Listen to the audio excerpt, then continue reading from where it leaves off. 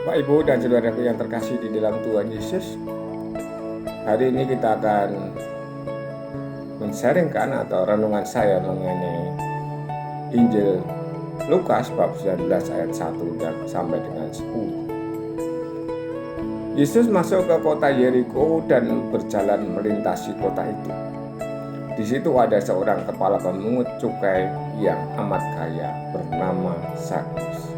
Ia berusaha melihat orang apakah Yesus itu, tetapi tidak berhasil karena orang banyak dan ia berbadan pendek.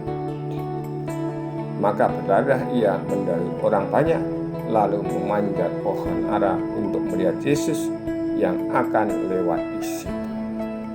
Bapak, Ibu, dan saudaraku yang terkasih di dalam Tuhan Yesus, cerita ini atau kisah ini atau dikatakan perikop ini biasanya sudah terkenal ketika kita masih kecil mengenai cerita Sakeus, orang yang pendek. Tetapi kita juga harus memperhatikan bahwa selain dia pendek, dia juga seorang yang kaya raya, amat kaya.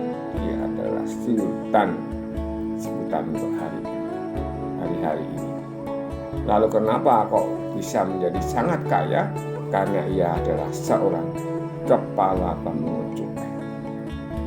Memang pada zaman itu cukai atau pungutan pajak-pajak itu bisa disetor lebih dahulu kepada pemerintah Romawi.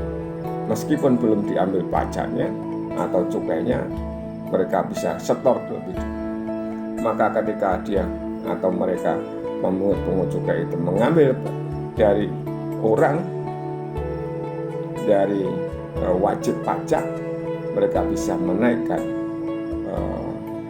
pajaknya atau nilai pajak. Bapak, Ibu, dan saudaraku yang terkasih, Sakeus itu orangnya pendek, lalu harus berlari dan memanjat pohon supaya bisa melihat Tuhan Yesus itu seperti apa. Orang apakah Tuhan Yesus itu?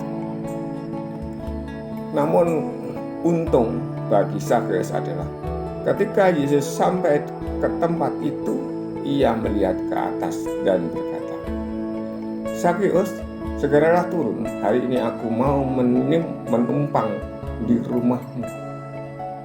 Sakeus segera turun dan menerima Yesus dengan sukacita. Bapak, Ibu, dan saudaraku yang terkasih di dalam Tuhan Yesus, sekali lagi bahwa Sakeus itu orang kaya. Lalu Tuhan Yesus mau menumpang ke rumahnya. Dan harus diingat bahwa Tuhan Yesus itu tidak sendiri. Pasti ada muridnya, pasti ada para rasulnya. Yang berarti kalau dia datang kepada Sakeus, berarti bersama-sama dengan orang banyak. Tetapi apa yang dilakukan oleh Sakeus itu atau rasaannya ada bagaimana? Sakeus segera turun dan menerima Yesus dengan sukacita. Tentu saja dengan seluruh rasul atau mungkin murid-muridnya. Apa yang terjadi dengan banyak orang?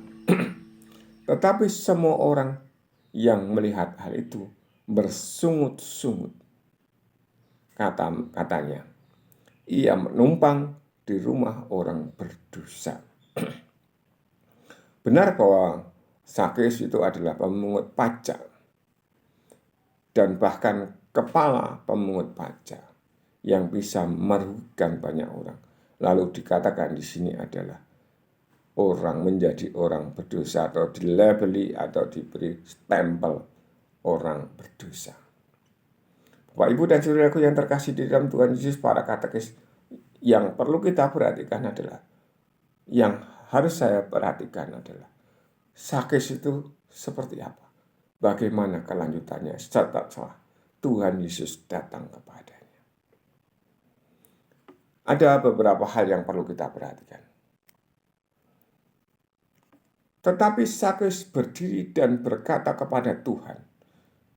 Itu mengatakan sebuah janji di hadapan Tuhan.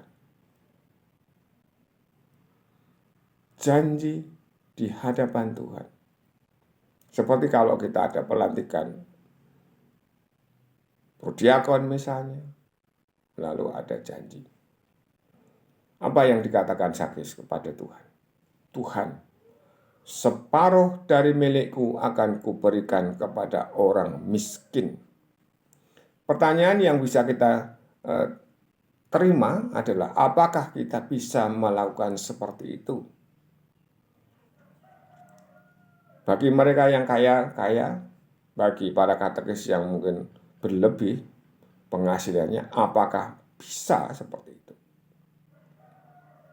Apakah tidak keuntungannya saja yang kita berikan kepada Tuhan? Tidak.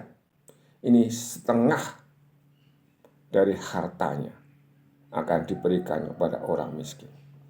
Berarti Zakheus hanya mempunyai setengahnya lagi.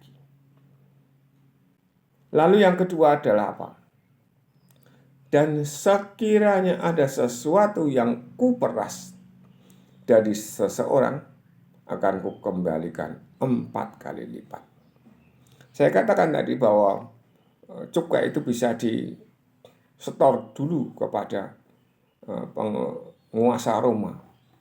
Lalu bisa saja nanti pengungut cukai itu memberikan pungutan lebih tinggi. Lalu dikatakan di sini, peras. Karena apa? Memang memeras. Karena memang seharusnya pajaknya, katakan saja 10.000, harus dia membayar lebih dari itu. Maka itulah pemerasan. Tetapi Zakheus akan mengembalikannya 4 kali lipat. Maka dikatakannya, sekiranya ada sesuatu yang kuperas dari seseorang, akan kukembalikan 4 kali lipat. Itu bisa terjadi karena apa? Karena ia salah satu orang yang berwenang.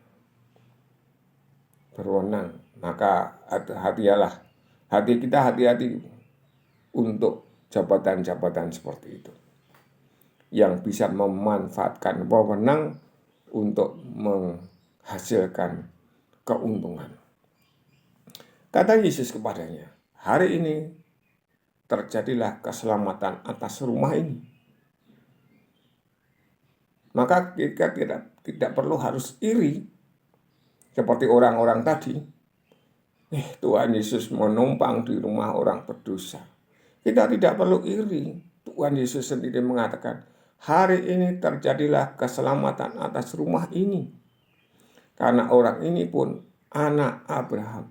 Bahwa Zakheus mempunyai iman yang besar, mempunyai pengharapan yang besar atas kehidupan nanti.